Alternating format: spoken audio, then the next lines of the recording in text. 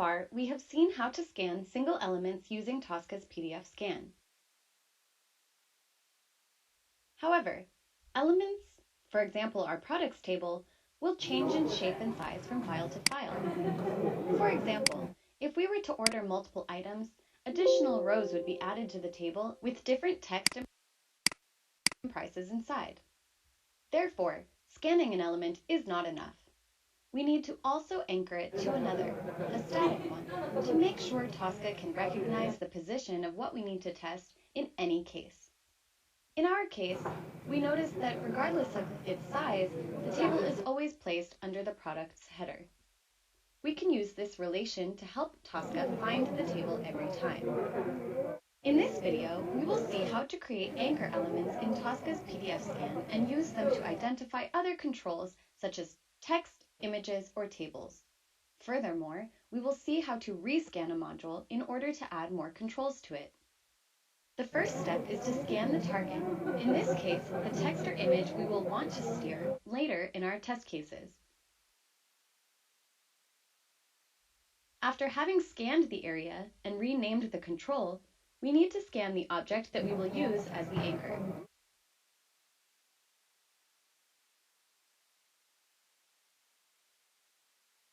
While both text and images can be used as anchors, we strongly suggest using text whenever possible as best practice. This is because images as anchors will significantly slow down the testing time. Tosca will have to check all pages in their entirety, searching for that particular image. Text analysis is faster and more straightforward. Once both the target and the anchor have been scanned, we can proceed to link them.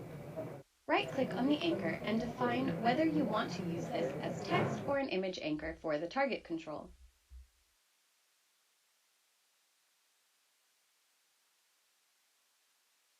We can use an anchor control for multiple targets.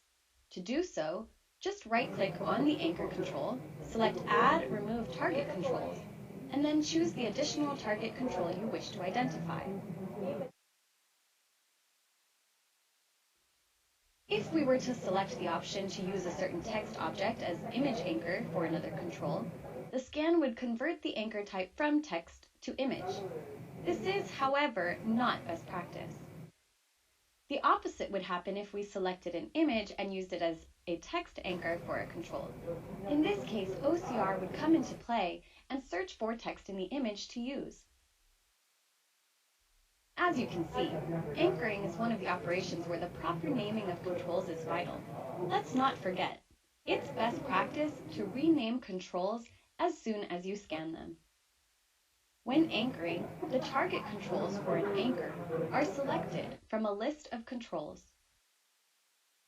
Without visual aid, this means that if you have many targets available and no proper naming, you will have a hard time distinguishing them. Once the anchor has been created, we are ready to save. The anchoring process does not differ based on the target control you need to anchor. In short, regardless of whether you need to anchor text, tables, or images, the procedure will stay the same.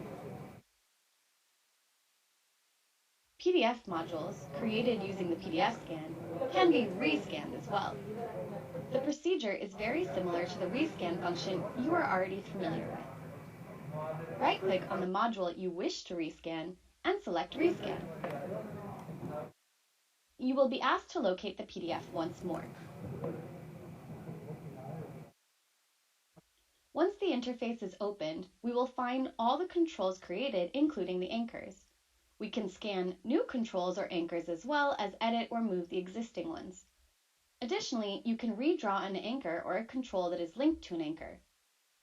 However, you can't delete any existing control or anchor. You can now scan your new controls and anchors.